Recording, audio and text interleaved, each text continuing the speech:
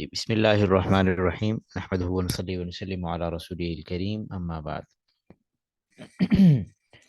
اس semester میں جیسا کہ پچھلی کلاس میں بھی عرض کیا تھا کہ ہم ایک لیکچر ایسا ہوگا انشاءاللہ جس میں ہم دو تین فنون اکٹھے ہی پڑھیں گے، یعنی اس میں مختصر جو ضروری علوم و فنون ہیں ان کا تعارف جو ہے وہ انشاءاللہ آ جائے گا۔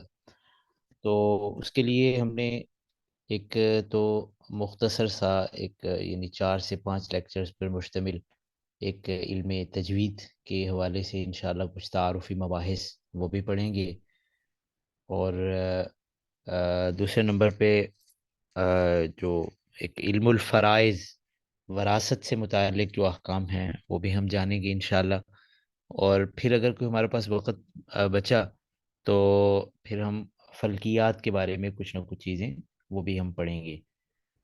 تو آ، پہلے تو خیال یہ تھا کہ علم تجوید کا جو ہے وہ ہم پہلے پڑھیں، لیکن آ، اس کو پھر ہم نے مؤخر کیا ہے کیونکہ اس کی مباحث کا مجھے اندازہ نہیں تھا کہ جو بہت ضروری احکام ہیں وراثت سے متعلق یا جو سیکھنے سکھانے کی باتیں ہیں یہ کتنے لیکچرز میں ختم ہوں گی، تو اس کو ہم نے شروع کیا ہے یہیں سے۔ تو آغاز میں ہم علم الفرائض پڑھیں گے اور پھر علم تجوید انشاءاللہ۔ علم الفرائض میں ویسے تو درس نظامی جو ہے ہمارے ہاں مدارس میں، اس میں ایک کتاب پڑھائی جاتی ہے سیراجی۔ یہ اپنا 6 7 صدیاں پہلے ایک بزرگ ان کی لکھی ہوئی یہ کتاب ہے، اور مدارس میں جو پڑھتے ہیں ان کے لیے تو وہ جس طرح کی مغلق اور پیچیدہ کتابیں ان کو پڑھنے اور وہاں سے جو ہے وہ فنون وغیرہ سیکھنے کے وہ عادی ہوتے ہیں، تو ان کے لیے یہ ایک عام ایک متن ہے، لیکن ہمارے اس مختصر کورس کے لیے جو ہے وہ کسی بھی طور پہ یہ موضوع نہیں ہے یہ کتاب۔ اس میں بہت زیادہ تفصیلات ہیں اور بہت زیادہ مباحث ہیں، اور بہت یعنی جزیاتی طور پہ بہت چھوٹے درجے پہ جا کے مسائل کو ڈسکس کیا گیا ہے، جو اس مختصر کورس میں شاید مفید نہیں ہوگا، اور بہت سی ضروری چیزیں جو ہے وہ ہم سے چھوٹ جائیں گی۔ وراثت کا جو علم ہے جسے علم الفرائض کہا جاتا ہے، یہ علم ویسے بھی نسبتاً پیچیدہ علم ہے۔ اس طرح سے سیدھے سادے شریعت کے احکام صرف اس میں نہیں پڑھائے جاتے، بلکہ کچھ ریاضیاتی علم بھی ہوتے ہیں، ٹھیک ہے، کوئی ضرب تقسیم، کوئی کہیں جو ہے وہ حصص بناتے ہوئے، اس کا یعنی یہ پورا ایک فن ہے جس میں مکمل طور پہ صرف جو ہے وہ فقہی احکام نہیں ہے، بلکہ اس کے ساتھ ساتھ فن حساب کو بھی جاننا کچھ نہ کچھ ضروری ہے۔ اس لیے یہ آ، علماء میں بھی ہر کوئی جو ہے وہ اس کا ماہر نہیں ہوتا، ٹھیک ہے، بنیادی مسائل جو ہے وہ تو سب کو معلوم ہوتے ہیں، لیکن ہر کوئی جو ہے وہ اس میں بہت زیادہ مہارت نہیں رکھتا۔ تو عام عوام الناس یا دوسرے جو ہیں ان کے لیے تو یہ ویسے ہی ایک اجنبی سا فن ہے، لیکن آ، اس میں کچھ موٹی موٹی چیزیں جو ہے نا وہ جاننا بہت ضروری ہیں۔ تفصیلی جو مسائل یا کسی خاص کیس میں کس کی وراثت کس طرح سے تقسیم کی جائے گی، وہ تو کسی عالم سے مشاورت ضرور کر لینی چاہیے۔ تو اس میں ہم ساری چیزیں نہیں پڑھیں گے، بہت بنیادی موٹی موٹی جو چیزیں اصول و احکام ہیں انشاءاللہ ان کا ہم مذاکرہ کریں گے۔ تو ترتیب تقریباً سراجی والی رہے گی، لیکن اس میں سے ہم منتخب چیزیں انشاءاللہ وہ پڑھیں گے۔ تو سب سے پہلے علم الفرائض کیا ہوتا ہے، اس کی اہمیت کیا ہے، اس کا موضوع کیا ہے، اس کی غرض و غایت کیا ہے، وغیرہ وغیرہ، ان چیزوں کے بارے میں جاننا ضروری ہے۔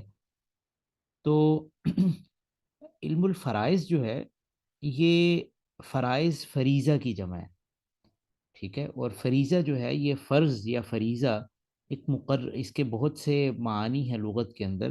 ایک معنی ہے اس کا مقرر کردہ ایک حصہ. تو میت کا جو بھی مال اس کی ملکیت میں یعنی جس کو چھوڑ کے وہ مرا ہوتا ہے، ٹھیک ہے، وہ آگے اس کے وہ مقررہ حصوں کے مطابق آگے تقسیم ہو جاتا ہے. ان حصوں کو جاننے کا نام علم الفرائض ہے. مستقل تعریف جو ہے اس کی تکنیکی وہ تو آگے چل کے آ رہی ہے. تو یعنی یوں تو سارے ہی احکام جو ہیں وہ شریعت کے یعنی بتائے ہوئے اور ان کے انہی کو ہم یعنی دینی علوم جو ہیں وہ سارے ظاہر سی بات ہے کہ وہ وحی کے ذریعے سے ہی، لیکن خاص طور پہ اس فن کو علم الفرائض کا نام دیا گیا ہے اس کی اہمیت کے پیش نظر. اور یہیں سے اس کی فضیلت کا بھی آپ اندازہ لگا سکتے ہیں. ایک تو آپ اس کی اہمیت کو اگر آپ نے جانچنا ہو تو ہم قرآن پاک کا اگر اسلوب دیکھیں تو ہمیں بہت منفرد نظر آتا ہے. قرآن پاک اصولوں کی بات کرتا ہے، یعنی ہمیں یہ بتائے گا کہ تجارت کے بڑے بڑے قوانین کیا ہیں. ٹھیک ہے، یعنی تم ناحق طریقے سے مال نہ کھاؤ، باہم رضامندی کے بغیر جو ہے وہ لین دین نہ کرو، وغیرہ وغیرہ موٹی موٹی چیزیں. ٹھیک ہے، سود سے تمہاری تجارت پاک ہونی چاہیے. لیکن بہت ڈیٹیل میں خرید و فروخت کی صورتوں کو قرآن پاک ذکر نہیں کرتا. قرآن پاک ہمیں موٹی موٹی چیزیں سکھاتا ہے، رہنے سہنے کے احکام، لیکن ہر طلاق کی صورت، خلا کی ہر صورت، ٹھیک ہے، اور اسی طرح میاں بیوی کے جو تعلقات ہیں ان میں بہت ڈیپ میں جا کے ہر چیز کو اس طرح سے یہ قرآن پاک یعنی اس طرح سے جزیات کو بیان نہیں کرتا کسی بھی یعنی فن میں. عبادات ہیں، عبادات میں آپ دیکھ لیں روزے کے موٹے موٹے احکام اور اصولوں کا تعارف ہوگا. نماز کی موٹے موٹے کہ خشوع و خضوع ہونا چاہیے، تمہاری نمازیں اپنے وقت پہ ہونی چاہیے، وغیرہ وغیرہ. لیکن نماز کی ڈیٹیل میں جو ہے وہ احکام وہ قرآن پاک ان کو ڈسکس نہیں کرتا، حتیٰ کہ یہ بھی نہیں بتاتا کہ کس نماز کی کتنی رکعتیں. تو لیکن جب بات آتی ہے نا میراث پہ تو قرآن پاک کا اسلوب یکسر بدل جاتا ہے. قرآن پاک مکمل طور پہ ہر صاحب حق کا پورا تعارف کرواتا ہے اور جزیات تک بیان کرتا ہے. فلاں کا کو اتنا ملے گا، فلاں کو اتنا ملے گا، فلاں ہو تو فلاں کا اتنا ہے، فلاں نہ ہو تو فلاں کا اتنا ہے. یعنی یہ ایک بہت منفرد اسلوب ہے قرآن پاک کا وراثت کے احکام بتاتے ہوئے. تو یہ صرف اس علم کی، اس فن کی اہمیت کے پیش نظر، یعنی کہ جس کو قرآن پاک بھی تفصیل سے اس کی جزیات کو ڈسکس کرتا ہے، تو اس کی اہمیت کا ہم کو یہیں سے اندازہ لگا سکتے ہیں. اور پھر ان احکام کو بیان کرنے سے پہلے اللہ تعالیٰ نے فرمایا یوصیکم اللہ. اللہ تعالیٰ اس کی تمہیں وصیت اور تاکید کرتا ہے. ٹھیک ہے، عام حکم نہیں ہے بلکہ تاکیدی حکم ہے کہ اس کے مطابق ہی. اور پھر یہ فرمایا کہ یہ اللہ کا ایک اٹل فیصلہ ہے، تمہیں اگر سمجھ میں نہیں بھی آتا تب بھی تم نے نافذ کرنا ہے. اور اس کو ہمیں یہ کہہ کے بات ختم کر دی کہ دیکھو اگر لڑکے کو اتنا ملے گا، لڑکی کو اتنے ملے گا، ماں باپ کو اتنا ملے گا، یہ ہے وہ ہے، تمہیں اگر سمجھ میں نہیں بھی آ رہا تم اپنی طرف سے گڑبڑ کرنے کی کوشش کرو گے تو تمہیں معلوم نہیں ہے کہ کون تمہارے زیادہ قریب ہے. لا تدرون ایہم اقرب لکم نفعا، بس فریضۃ من اللہ، اللہ کا فریضہ سمجھ کے اس کو لاگو کر دو. یعنی بہت دو ٹوک انداز میں قرآن پاک اس کے یہ ساری چیزوں کو ڈسکس کرتا ہے. اور آخر میں پھر ایک دھمکی کے انداز میں ہمیں بتاتا ہے تلک حدود اللہ، یہ اللہ کی حدود ہیں. ٹھیک ہے، جو ان سے تجاوز کرنے کی کوشش کرے گا اللہ اس کو جہنم میں داخل کرے گا. تو اس رکوع کا اختتام بھی سورۃ النساء میں اللہ تعالیٰ نے اس کے یعنی آخر میں بھی اور بالکل اس کے آغاز میں بھی دوسرے رکوع میں وراثت کے احکام بڑی تفصیل کے ساتھ اللہ تعالیٰ نے ذکر فرمائے ہیں. اور پھر اس پر مستزاد رسول اللہ صلی اللہ علیہ وسلم کی بہت سی احادیث ہیں جن میں اب صلی اللہ علیہ وسلم نے اس کی تاکید فرمائی ہے۔ مثلا یہ حضرت ابو ہریرہ رضی اللہ تعالیٰ عنہ سے مروی ایک روایت ہے، تعلم الفرائض، کہ فرائض کو جانو، اور اس سے مراد یہی میراث کا علم ہے، وعلموها، اور اس کو سکھاؤ بھی، فإنه نصف العلم، یہ آدھا علم ہے۔ اس لیے کہ بہت سی چیزوں آدھا علم انسان کی زندگی سے متعلق احکام کا ہوتا ہے، اور آدھا جو ہے وہ اس کی موت کے بعد سے متعلقہ جو چیزیں ہیں کہ وہ اللہ کے سامنے جو ہے وہ یعنی ہر طرح کی ذمہ داریوں سے بری ہو کے، سرخرو ہو کے جو ہے وہ پیش ہو۔ فَإِنَّهُ نِصْفُ الْعِلْمِ، اور پھر آگے فرمایا وَهُوَ يُنْسَى، اور یہ اٹھا لیا جائے گا، بلا دیا جائے گا، ٹھیک ہے۔ وَهُوَ أَوَّلُ شَيْءٍ يُنْزَعُ مِنْ أُمَّتِي، میری امت سے سب سے پہلے جو چیز نکلے گی وہ یہ وراثت کا علم ہے۔ اور بعض حدیث میں تو فرمایا کہ وہ زمانہ بھی زیادہ دور نہیں ہے کہ لوگ جھگڑ رہے ہوں گے اور ان کا میراث کا حق بتانے والا کوئی عالم ان کو نہیں ملے گا۔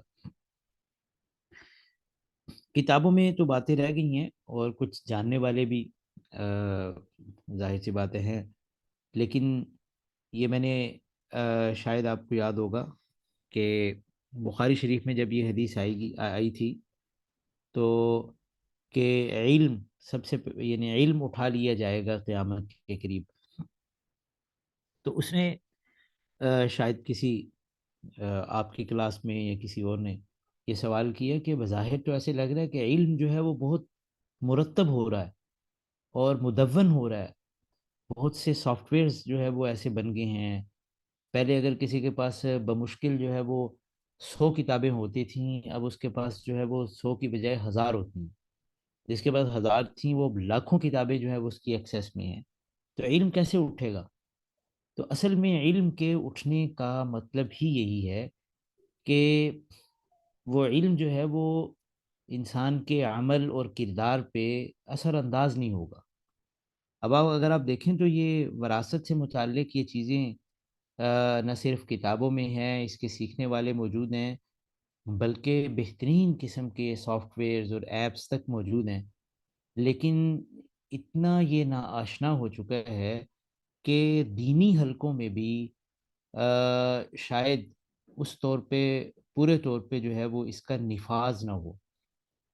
یعنی ہو سکتا ہے کہ وراثت کے کوئی بہت بڑے مدرس ہوں، لیکن اگر آپ ان سے ڈیپلی پوچھیں گے کہ آپ نے بہنوں کا حق دیا ہے، آپ کی فیملی میں کوئی ایسا، تو وہ ہو سکتا ہے کہ وہ بھی بیچارے جو ہے وہ اس حکم پہ پورا نہ اترتے ہوں۔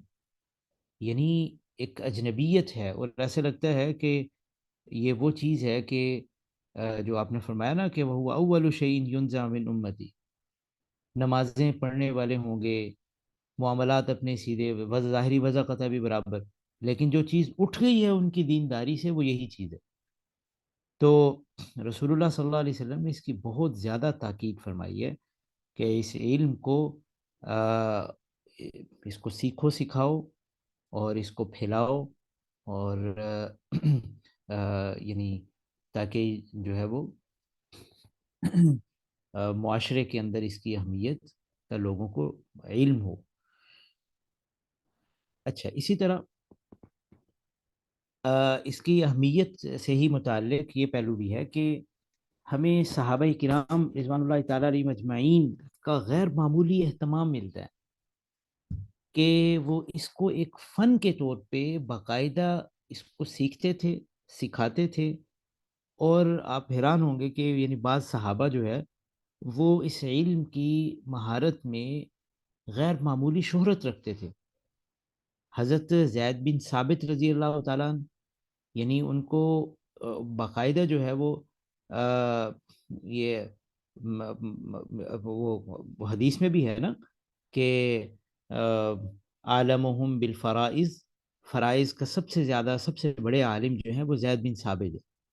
اور اسی طرح سے حضرت علی رضی اللہ تعالیٰ عنہ، حضرت عبداللہ ابن مسعود رضی اللہ تعالیٰ عنہ، یہ وہ ہستیاں ہیں جو اپنا علم الفرائض کے اندر وراثت کے احکام سے متعلق غیر معمولی مہارت اور شہرت رکھتے تھے صحابہ کے درمیان.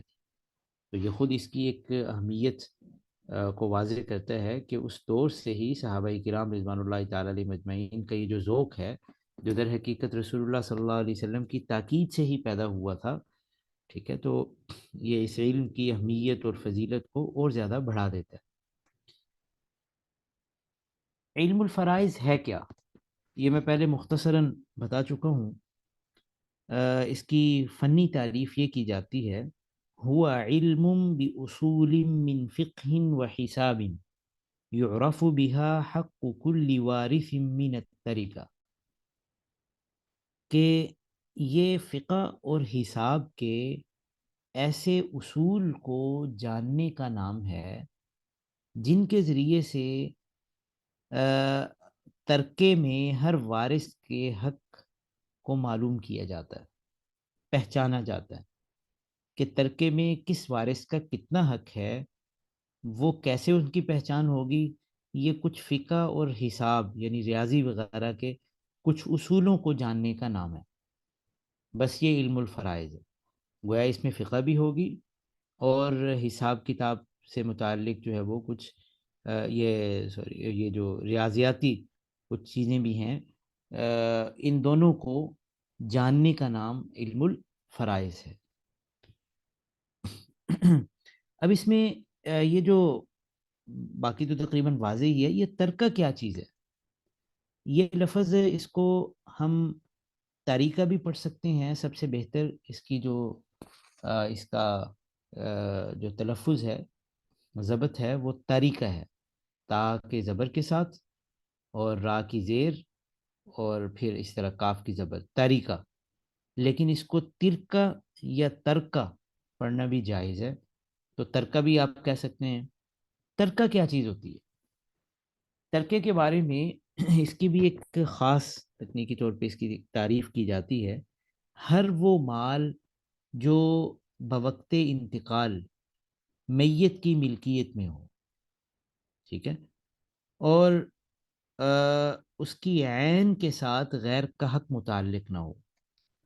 کیا مطلب؟ نمبر ایک تو یہ بات ذہن میں رکھنے کی ہے کہ ترکہ اس مال کو کہیں گے جو انتقال کے وقت میت کا انتقال ہو جائے اور آخری لمحے تک بھی وہ میت کی ملکیت میں ہو. اگر اس نے انتقال سے کچھ پہلے ہی کوئی تصرف کیا، کوئی اپنا مال جو ہے وہ دے دیا، فروخت کر دیا یا کچھ ایسا کیا، اور وہ مرض الموت میں نہیں تھا، ٹھیک ہے، نارملی کوئی نہ کوئی ایسا اس نے کچھ لمحے پہلے ہی بھلے وہ اپنے اس میں سے اپنی ملکیت سے اس کو نکال دیا، تو وہ ترکہ شمار نہیں ہوگا. اور آگے جو ہے نا، یہ بھی شرط جو ہے وہ بڑی اہم ہے کہ اس کی عین کے ساتھ غیر کا حق متعلق نہ ہو. اس کا مطلب یہ ہے کہ دو چیزیں ہوتی ہیں، ایک کو کہتے ہیں معین اور ایک ہوتی ہے دین. عین وہ ہے کہ جو بیعینی ہی کوئی چیز ہم یعنی تصرف اس کے لیے اس پر کوئی تصرف کر لیتے ہیں، اس کو کہتے ہیں کہ یہ فلاں چیز بعینی ہی یہ اب اس پر جو ہے اب حق لاگو ہو چکا ہے. ٹھیک ہے، مثال کے طور پہ میں کوئی خاص کتاب میں آپ سے خرید لیتا ہوں کہ یہ والی جو کتاب ہے یہ مجھے اچھی لگی ہے، یہ میں خریدنا چاہتا ہوں 500 روپے میں. اب یہ جو میری طرف سے میں جو چیز لے رہا ہوں نا، کتاب، کتاب کی عین کے ساتھ میرا حق متعلق ہو گیا. ٹھیک ہے، اور دوسری طرف یہ جو میں 500 دوں گا، یہ اگلے بندے کو وہ کوئی خاص 500 وہ نہیں چاہیے کہ مثلا مجھے 500 کا وہ دوسرا کہ جی آپ کی فلاں جیب والا جو ہے وہ مجھے 500 چاہیے، اس جیب سے نکلا ہوا نہیں چاہیے، یا مجھے 100 والے چاہیے، 500 کا نوٹ نہیں چاہیے. نہیں، وہ اس کو کہتے ہیں دین. ایک طرف سے عین ہے، دوسری طرف سے دین ہے.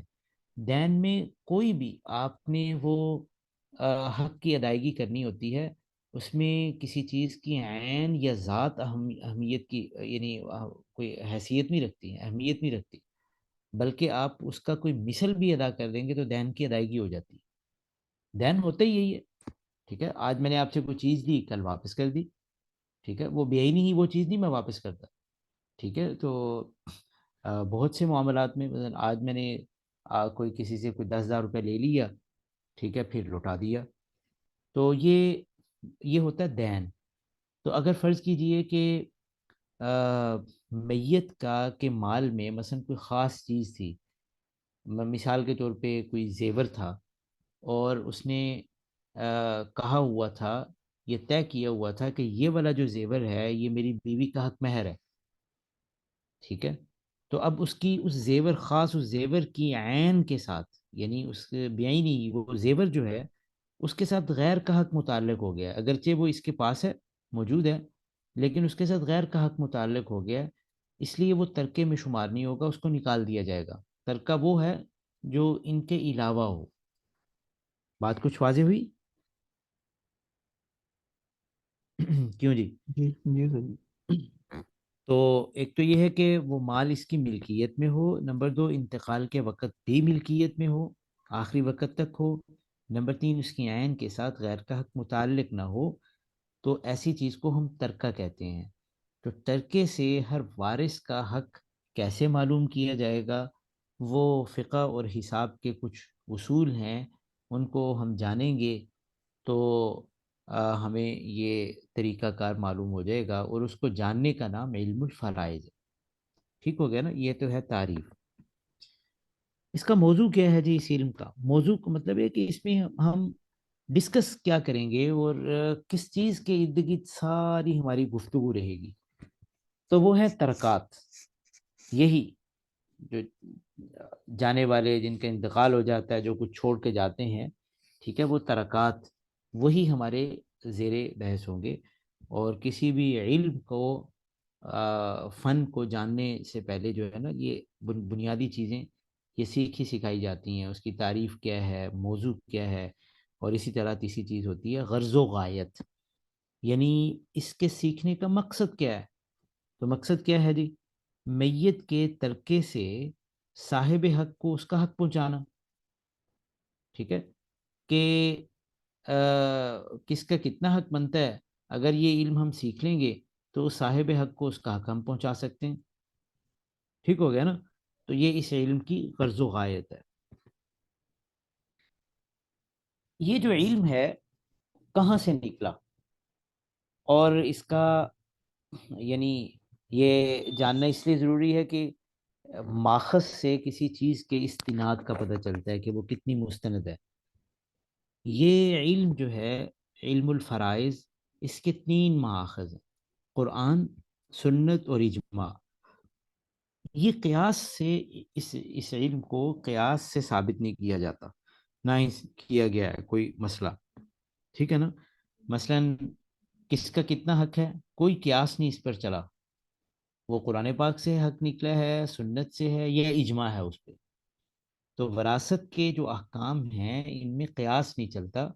ان تین مآخذ سے ہی کہیں نہ کہیں سے کوئی مسئلہ جو ہے وہ مستنبت ہوگا. تو وہ یہیں سے نکلے گا. تو یہ اس کے مآخذ ہیں: قرآن، سنت اور اجماع. یہ تو ہے وہ چند موٹی موٹی جو چیزیں اس علم کے جو تعارف کو واضح کرتی ہیں. جی یہاں تک بات سمجھ میں آ گئی ہے جی؟ آگے چلیں. سر یہ عین دین کے اپوزٹ یہ تھوڑا سا. ہاں، یہ مثلا آپ اس کو یوں سمجھ لیں کہ میں اگر یہ کہتا ہوں نا کہ آپ کا فرض کیجئے کہ گندم اناج کا کاروبار ہے. میں آپ کی دکان پہ آتا ہوں، میں یہ کہتا ہوں کہ یار یہ میں مختلف چیزیں مال شال چیک کرتا ہوں. میں کہتا ہوں کہ یار یہ والی گندم مجھے پسند ہے، یہ 10 بوریاں الگ کر دیں. کتنے کی ہیں جی؟ اتنے کی ہیں. بس میں پیسے دے دوں گا. پیسے دے دوں گا یا میں مطلب یہ جو میں نے کہہ دیا نا 10 بوریاں آپ الگ کر دیں. یہ 10 بوریاں جو ہیں یہ اب عین کے ساتھ میرا حق متعلق ہو گیا ہے، اب یہ میری ہیں. ٹھیک ہے نا؟ یہ جو 10 بوریاں ہیں عین یعنی بیائی ہی یہی والا میرا حق ہے. ایسا نہیں ہے کہ یہ 10 بوریاں وہ کسی اور کو دے دے اور مجھے کہے کہ تم نے 10 ہی لینی تھی نا تو یہ 10 کوئی اور لے لو. ٹھیک ہے نا. اس کو کہتے ہیں کسی چیز کی عین کے ساتھ حق متعلق ہو جانا.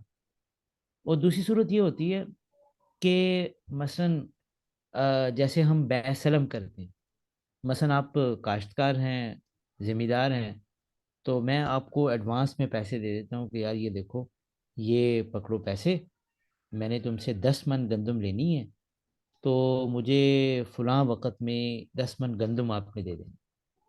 اب کوئی اب یہ جو میں 10 من اب گندم لوں گا نا، یہ عین نہیں ہے، یہ دین ہے آپ پر. ٹھیک ہے. اس لیے کہ یہ 10 من جو ہے، یہ کوئی بھی، یعنی آپ کسی بھی زمین سے کہیں سے بھی، وہ میرے جو طے کردہ جو شرائط اور مواصفات ہیں، جو صفات ہیں، اس کے مطابق آپ نے مجھے مہیا کرنی ہے. ٹھیک ہے. یہ 10 من گندم تو اس کو کہتے ہیں دین.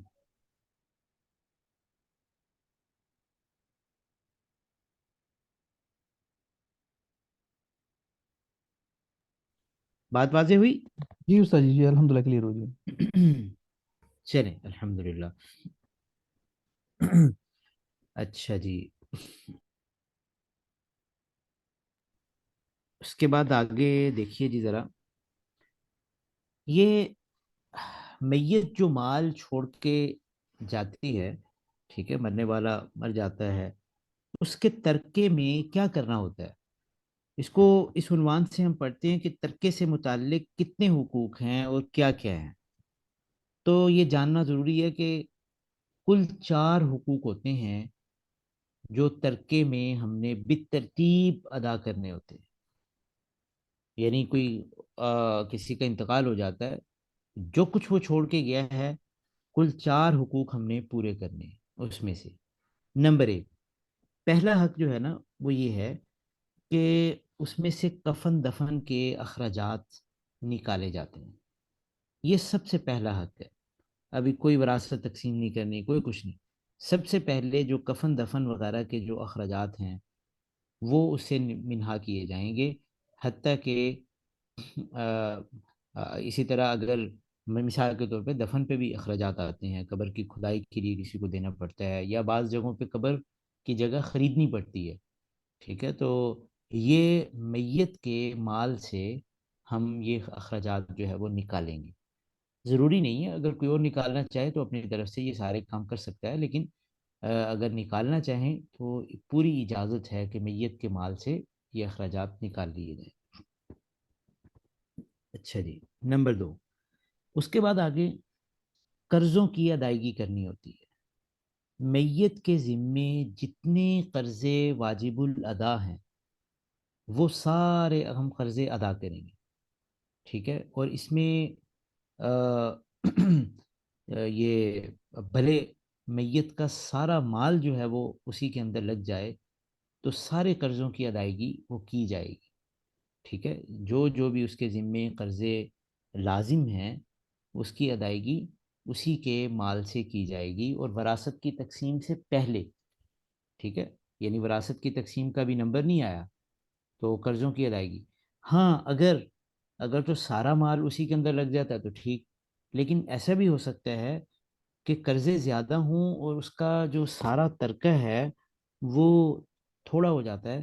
اب قرضوں کی ادائیگی میں ایک خاص اصول کو مد نظر رکھا جاتا ہے، وہ ہم انشاءاللہ آخر میں وہ پڑھیں گے کہ پھر اس کا تناسب ایک نکال کے وہ قرضوں کی ادائیگی کی جاتی ہے.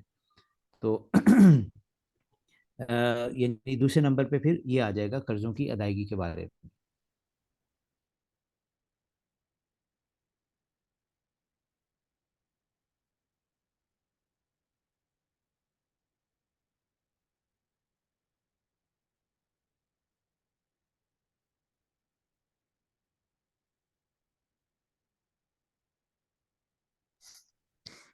معذرت ہے. جی. تیسرے نمبر پہ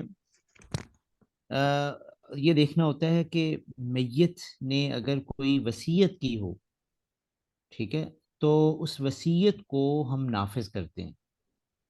ٹھیک ہے، وراثت کی تقسیم سے یہ بھی پہلے یہ کام کرنے کا ہوتا ہے کہ جو مال بچ گیا ہے قرضوں کی ادائیگی کے بعد، اب میت نے اگر کوئی وصیت کی ہے تو اس وصیت کو اس مال میں سے نافذ کیا جاتا ہے. مثلا اس نے کہا کہ میرے بعد اتنا مال جو ہے وہ کسی کو دے دینا، یا فلاں خیر کے کام میں لگا دینا، یا مسجد بنا دینا وغیرہ وغیرہ، تو وہ وصیت نافذ کی جاتی ہے. ٹھیک ہو گیا جی. یہ ہو گئے یہ جو تین حقوق ہیں، یہ وراثت کی تقسیم سے پہلے ان تینوں کو پورا کرنا ضروری ہوتا ہے. اگر پھر کوئی مال بچتا ہے تو پھر نمبر آتا ہے وراثت کی تقسیم کا. یہاں سے اب وراثت تقسیم ہوگی. ٹھیک ہے نا، پہلے یہ تین یہ نکالیں گے، چوتھے نمبر پہ وراثت کو تقسیم کیا جائے گا. لیکن یہاں پہ یہ بات براہ راست جو ہے وہ علم میراث میں یا علم الفرائض وغیرہ کے تحت تو نہیں پڑھی جاتی، یا ڈسکس نہیں کی جاتی، لیکن اس کا فقہ کے اندر ایک الگ سے چیپٹر ہے وصیت کے احکام کے بارے میں. تو وصیت کو تھوڑا سا جاننا ضروری ہے.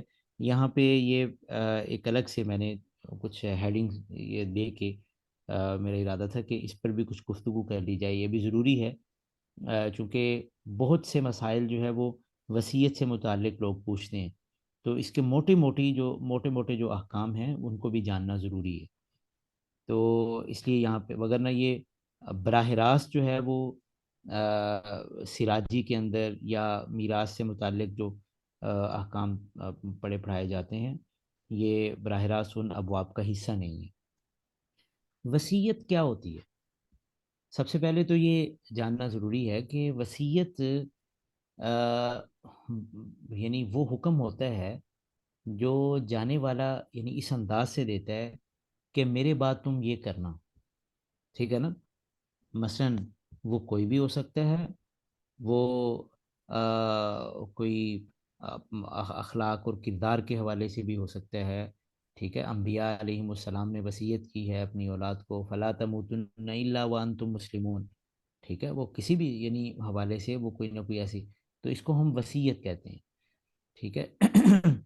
اور یہی وجہ ہے کہ جب خدا تعالیٰ کے سیاق کے اندر یہ بات آتی ہے نا یوسیکم اللہ، تو اس میں ہم یہ کہتے ہیں کہ یہ تاکید کے طور پہ یہ لفظ بولا گیا ہے، وگرنہ یہ اس طرح کی وصیت نہیں ہے. اس کا ہم ترجمہ یہی کرتے ہیں کہ اللہ تمہیں حکم دیتا ہے، تاکیدی حکم دیتا ہے، کہ جیسے وصیت میں ایک تاکید ہوتی ہے. تو وصیت یہ نہیں ہوتی کہ فلاں کو اتنا دے دیں، فلاں کو اتنا دے دیں، یہ وصیت نہیں ہے. وصیت یہ ہے کہ میرے بعد جو ہے وہ فلاں کو اتنا دیں. ٹھیک ہے، یعنی جب تک میں زندہ ہوں میرے مال میں تصرف آپ نے نہیں کرنا. میرے مال میں سے جو کچھ بھی آپ نے کرنا ہے وہ میرے مرنے کے بعد کرنا ہے. یہ خاص اس بڑی وصیت کا ایک خاص پہلو ہے. ٹھیک ہے، جس کو ہم کہتے ہیں مالی وصیت، مال کے بارے میں کی جانے والی وصیت. تو وصیت جو ہے عمومی طور پہ تو کسی بھی چیز کے بارے میں ہو سکتی ہے، اور وصیت کرنی چاہیے. ٹھیک ہے، بلکہ کر کے رکھنی چاہیے. انسان کا کوئی پتہ نہیں ہے اس کی زندگی کتنی ہے، تو جو ضروری باتیں اپنے اہل خانہ کو اولاد کو وہ کرنا چاہتا ہے، وصیت کرنا مستحب ہے. تو ان کو مختلف معاملات میں وہ ایک وصیت وغیرہ اپنی لکھ کے رکھے. ٹھیک ہے، اپنے تاکہ وہ ہر طرح کے حقوق سے بری و ذمہ ہو کے جائے. لیکن جہاں تک یہ اس کا ایک خاص پہلو جو ہے جو یہاں ڈسکس ہم کریں گے، مال کے بارے میں وصیت کہ میرا یہ مال فلاں کو دینا. ٹھیک ہے، اس کے کچھ الگ سے بھی احکام ہیں. ٹھیک ہے، وہ ہم آگے ڈسکس کرنے والے ہیں کہ وہ وصیت کون سی ہوتی ہے.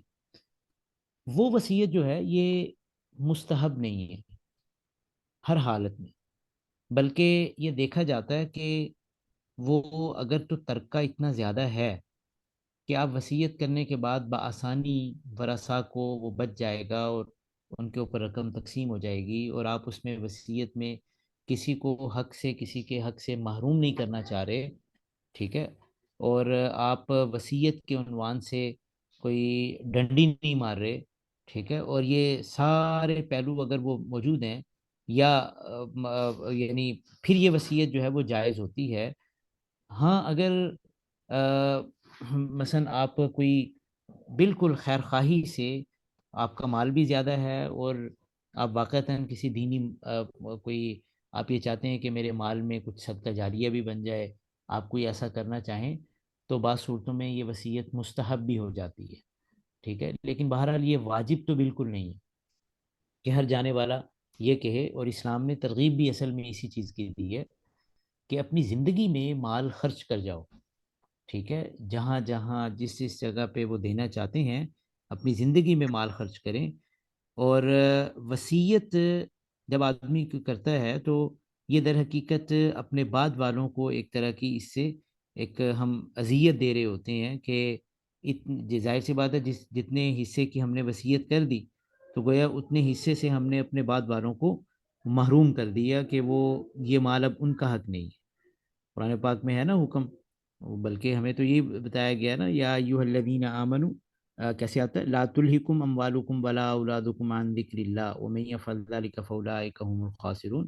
ہاں، وانفقوا مما رزقناکم من قبل ان یأتی احدکم الموت فیقول رب لولا اخرتنی الی اجل قریب فاصدق واکن من الصالحین، تاکہ اسے یہ حسرت نہ رہے، ٹھیک ہے، اس لیے اپنی زندگی میں انفاق فی سبیل اللہ کرے، لیکن اگر وہ کرنا چاہتا ہے تو وہ کر سکتا ہے وصیت، ٹھیک ہے، اور وہ وصیت جو ہے 1/3 تک اس کو چاہیے کہ وصیت کرے، ٹھیک ہے، اپنے کل مال کی 1/3 سے زیادہ کی وصیت نہ کر کے جائے، ٹھیک ہے نا، یہ تو حکم ہے اس سے متعلق۔ پھر یہ ہے کہ یہ کس کے لیے کی جا سکتی ہے، یہ بھی بات ذہن میں رکھنے کی ہے کہ وصیت وارث یعنی جس کو وراثت میں جس کا حق شریعت نے متعین کیا ہے اس کے لیے ہم وصیت نہیں کر سکتے، یہ بہت لکھا پڑا اصول ہے، ٹھیک ہے، یعنی جس کا حق اس کو شریعت نے وراثت میں دیا ہے، چاہے 8واں حصہ ہے، چوتھا ہے، چھٹا ہے، آپ اس کے لیے وصیت نہیں کر سکتے، لا وصیت لوارث، یہ حدیث میں بہت دو ٹوک انداز میں یہ ہمیں سمجھایا گیا ہے۔ اس لیے اگر کوئی اپنے کسی وارث کے حق میں وصیت کر کے جاتا ہے، باپ جاتے جاتے اپنے 4 بیٹوں میں سے 3 بیٹوں میں سے کسی ایک کے بارے میں کہا جاتا ہے کہ بچوں یہ میرے مال میں سے جو ہے نا میرے مرنے کے بعد 10 لاکھ روپے میرے فلاں بیٹے کو دے دینا، ٹھیک ہے، تو وہ وصیت معتبر ہی نہیں ہے، وارث کے حق میں کی جانے والی وصیت کا کوئی اعتبار نہیں ہوتا، اس لیے یہ وصیت وارث کے علاوہ کسی اور کے لیے کی جا سکتی ہے، وارث کے لیے نہیں کی جا سکتی، یہ بھی ذہن میں رکھنے کی بات ہے۔ اس کے بعد آگے اگر کوئی آدمی وصیت کر جاتا ہے، ٹھیک ہے، اور وصیت جو ہے وہ معذرت ذرا 1 منٹ مجھے دیجیے۔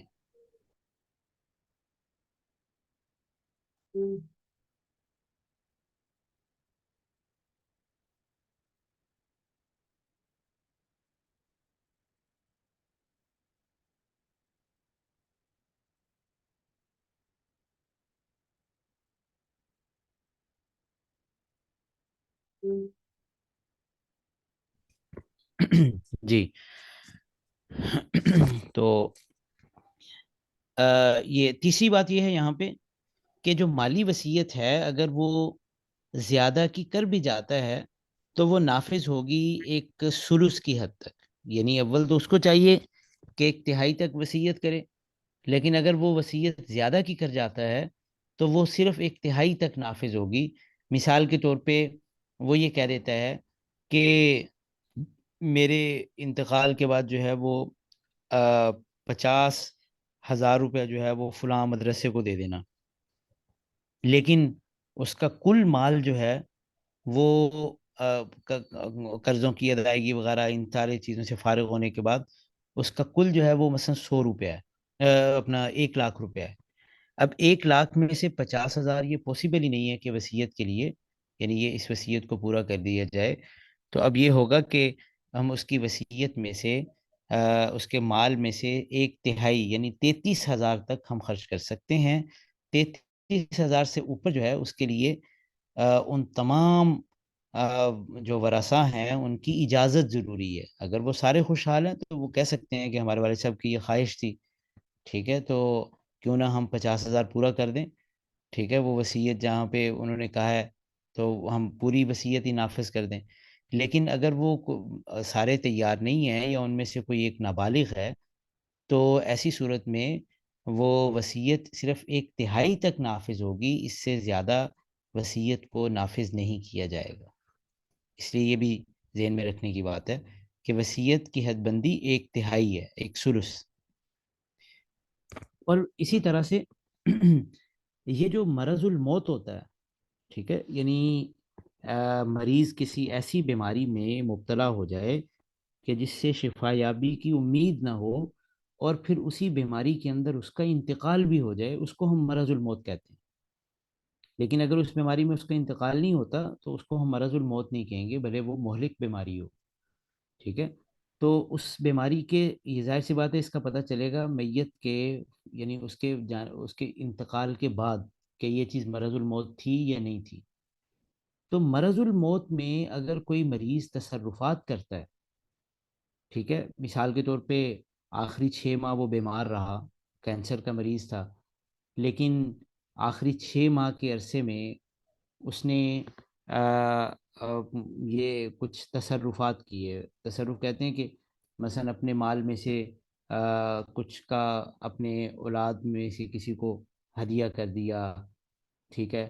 کوئی کسی کو جو ہے وہ فروخت کر دیا، یا کسی کو کسی کے حق سے محروم کر دیا، وغیرہ وغیرہ. تو ایسی صورت میں اصول یہ ہے کہ یہ سارے تصرفات یہ وصیت کے حکم میں ہوں گے.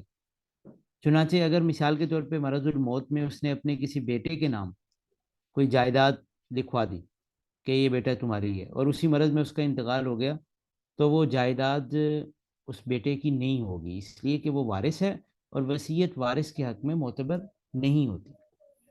ٹھیک ہے. تو اور یہ اس کا گفٹ، یا جو اس کے نام لگوا رہا ہے، یہ گفٹ نہیں ہے بلکہ یہ وصیت ہی شمار ہوگی.